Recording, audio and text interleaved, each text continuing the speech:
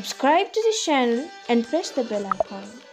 Hello साथीहो, यो Gyan screen YouTube च्यानलले श्रृङ्खलाबद्ध रूपमा वाचन गर्दै आइराखेको इन्द्र सुन्दास ज्यूद्वारा रचित उपन्यास जुनेली रेखाको यो 5औं श्रृङ्खलामा म तपाईहरुकै डियरेस्ट नरेश कुमार राई तपाईहरुलाई हार्दिक स्वागत तथा अभिवादन टक्राउँदछु। आउनुहोस् यो 5औं श्रृङ्खलालाई सुरु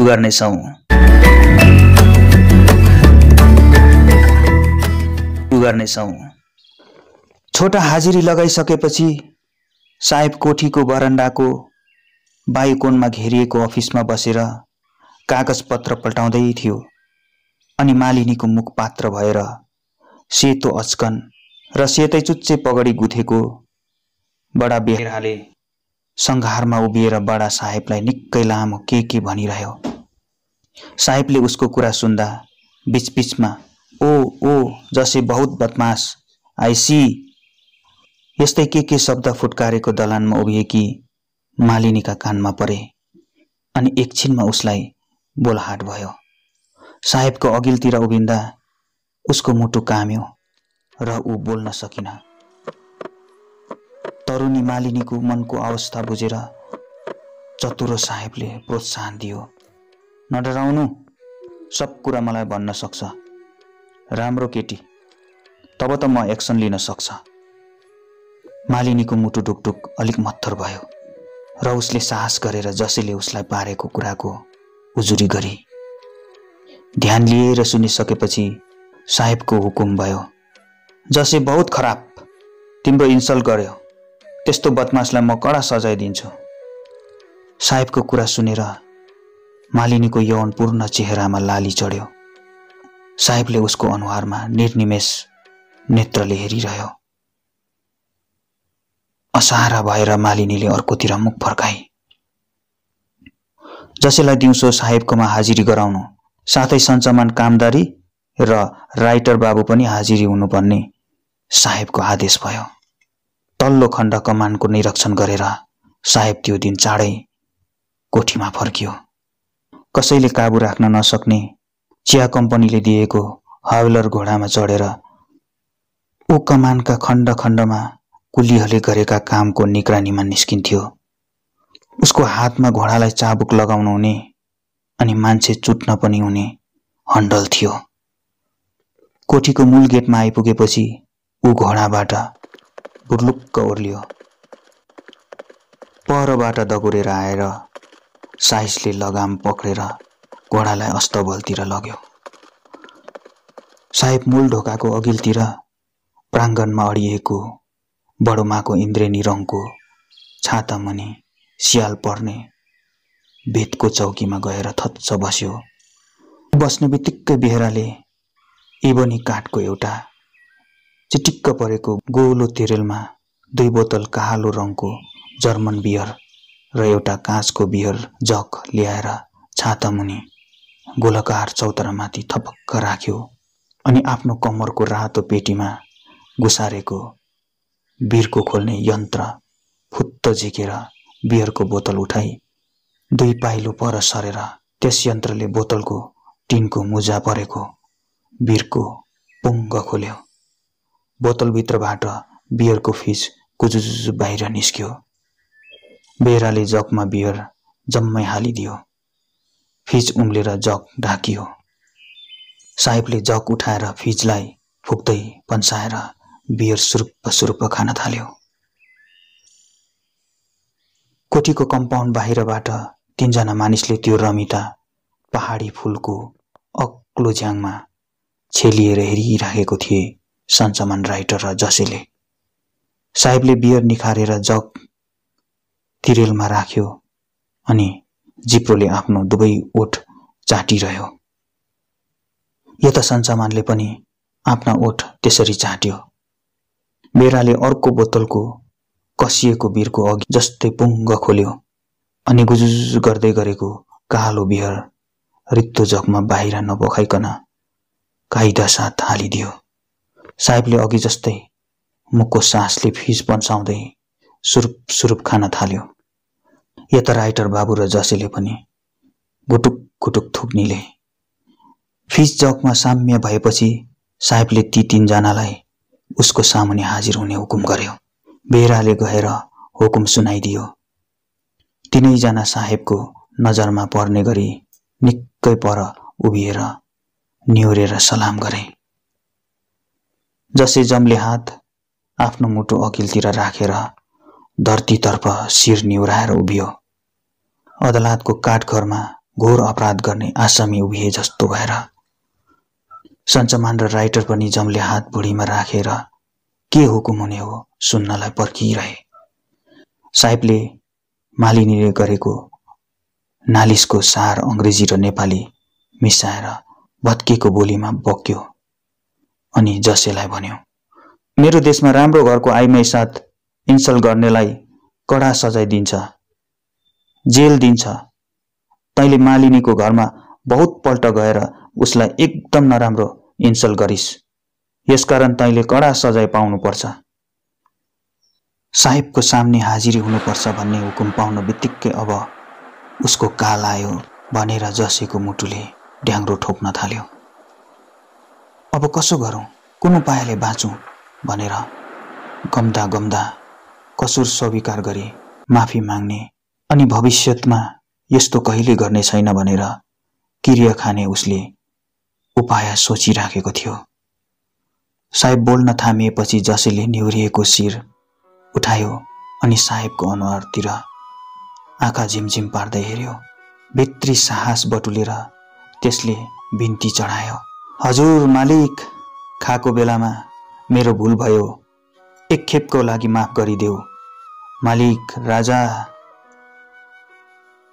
चुप पाजी साँडे भन्ने अंग्रेजी शब्दमा हकार्दै साहेब रागियो। सबको सास बन्द भयो।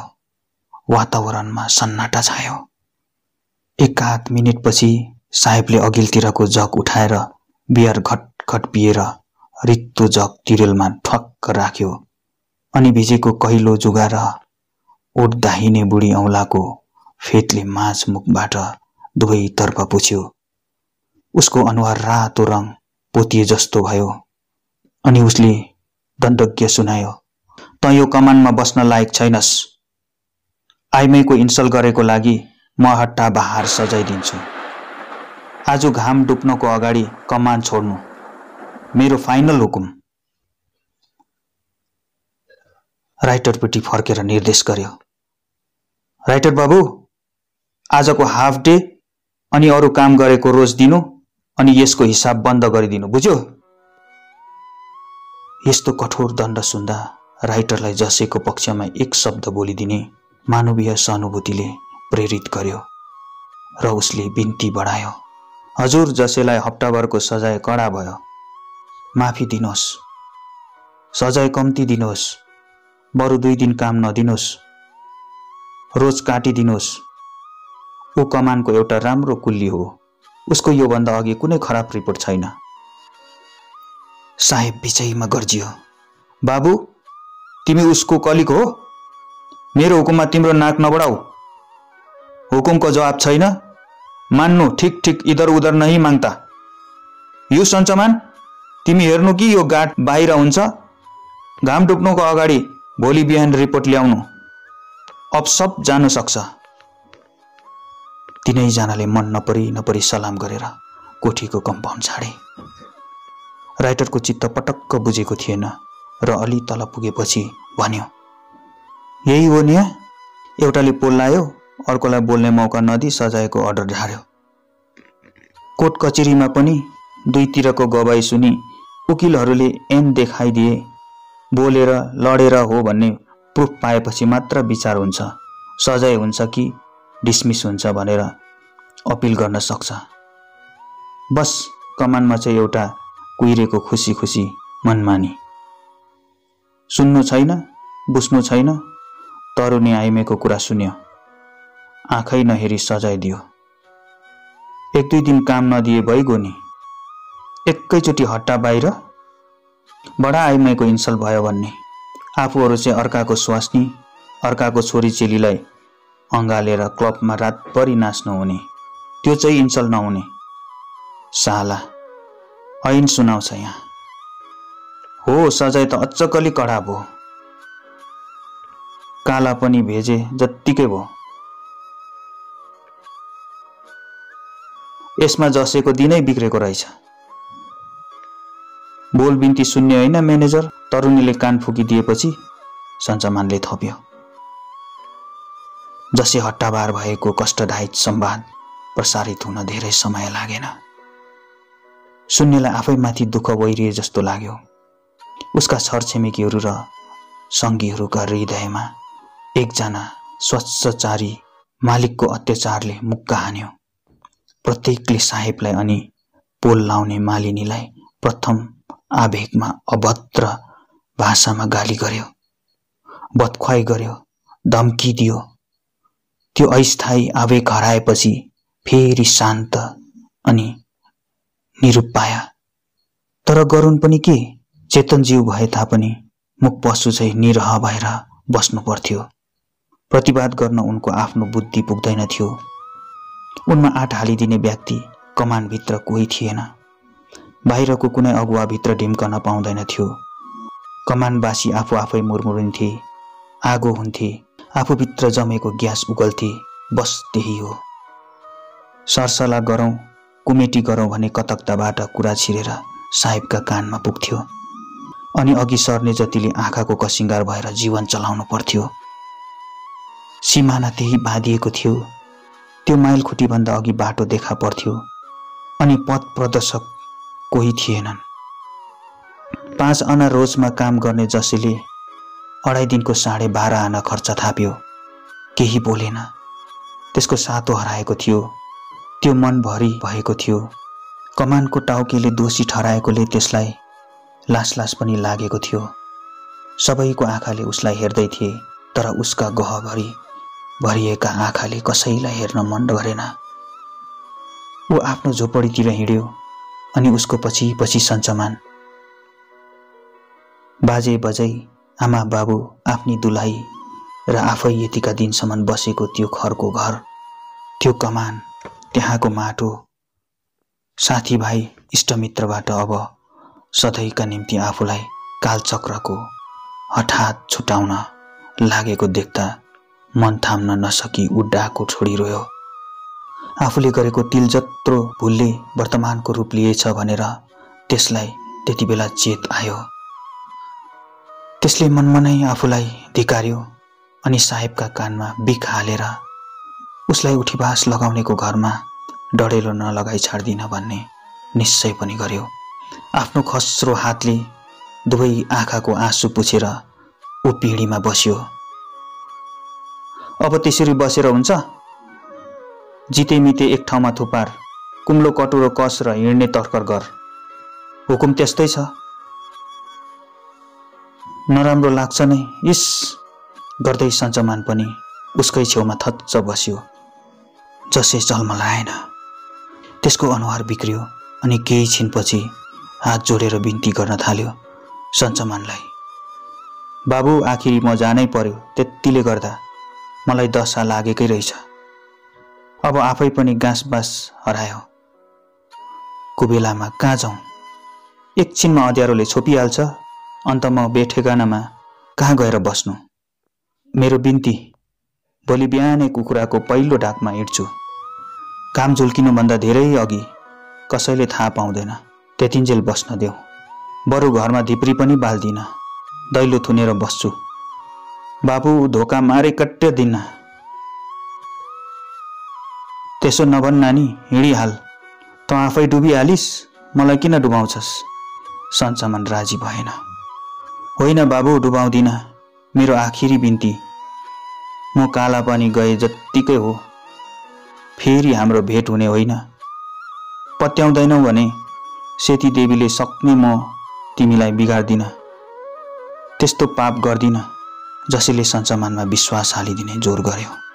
सेती देवी सम्झेर किराइहाल्दा सञ्चमानको मनमा अलि दया पलाए जस्तो भयो र त्यसले आज्ञा गर्यो।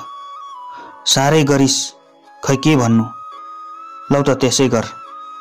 तर हेर, अब कमान छाड्नै आँटे भनेर कसैसित झगडा नगर्लास्। केही बिगार्दैनस् त? म घाम नजुल्की यहाँ आइपुग्छु। गएको रहेनछस् भने तेरो गर्दन रहँदैन, यति चाहिँ याद राख, मलाई चिनेकै छस्। यति भनेर सञ्चमान त्यहाँबाट हिँडेपछि जसले भित्र पसेर आफ्ना अलि भएका भाँडाकुँडा एउटा डोकोमा मिलाएर हाल्यो। पानी भर्ने माटोका 2 गाग्रो र हाँडीहरू अनि एउटा पुरानो काठको कालो बाकस एक कुनामा छुट्याएर राख्यो। त्यसपछि बाहिर निस्किएर फलेका इस्कुस र भुइँमा लहरा फिजिएर बढ्दै गरेका फर्सीका गट्टाहरूलाई उसले मन लगाएर हेरिरह्यो। बाल्यकालदेखि नै उसले ती झ्याङमा फलेका इस्कुस र फर्सी खाएर पेट भरेको थियो। यस उसले ती झ्याङ उसलाई आफ्नै नाता जस्तो लाग्थे। आज अन्तिम बार तिनले दिएका मूल्यहीन उपहार उसले आँखाबाट आँसु चुहाउँदै टिप्यो। गोठा 10 इस्कुस र 2टा फर्सीका गट्टा छुट्याएर घरभित्र लगी बाजेको पालादेखि राखेको जाबीमा हाल्यो। बाँकी उसका छिमेकी सङ्गीको चुप्रो पुर्याइदियो। माटोका गाग्री, हाँडी, अरू जिनिस पनि चलाउन भनेर त्यही पुर्यायो। मन थाम्न नसकेर साथीको आमा धुरुधुरु रोई। साथी पनि रोयो, ऊ पनि रोयो। बेलुका त्यो त्यहीँ लुक्यो। सङ्गीसितै बसेर त्यहाँ भात खायो। झमक्क भएपछि मात्र बिदावारी लिएर त्यो घरमा सुटुक्क फर्क्यो अनि दैलो थुनेर अँध्यारोमा दुमदुम्ती बसिरह्यो। सखराई उठेर जेनतेन पेटमा केही हाली गन्तीमा पुग्नु विलम्ब नहोस् भन्ने कारणले कमानका श्रमिकहरू सधैँ जस्तो आज पनि सुतिसके। कता कता कुकुरहरू भुकेका सुनिन्थ्यो, जसले माचिस छ्यास्स पार्यो। इस्कुस र गट्टा हालेको जाबी नजरमा पर्न बित्तिकै त्यसलाई टिपेर काँधमा भर्यो अनि बाहिर निस्केर दैलो लायो। त्यसपछि चाल मारेर कसैले देखि पहाल्छ कि भनेर पल्याक पुलुक हेर्दै ऊ एक साहसमा मालिनीको झोपडीमा पुग्यो। हवस् त साथी हो, आजलाई भने यति नै। फेरि पनि यसको अघिल्लो खण्ड लिएर अर्को श्रृङ्खलामा पुनः हाजिर हुने नै छु भन्ने वाचाको साथमा बिदा लिँदैछु। नमस्ते।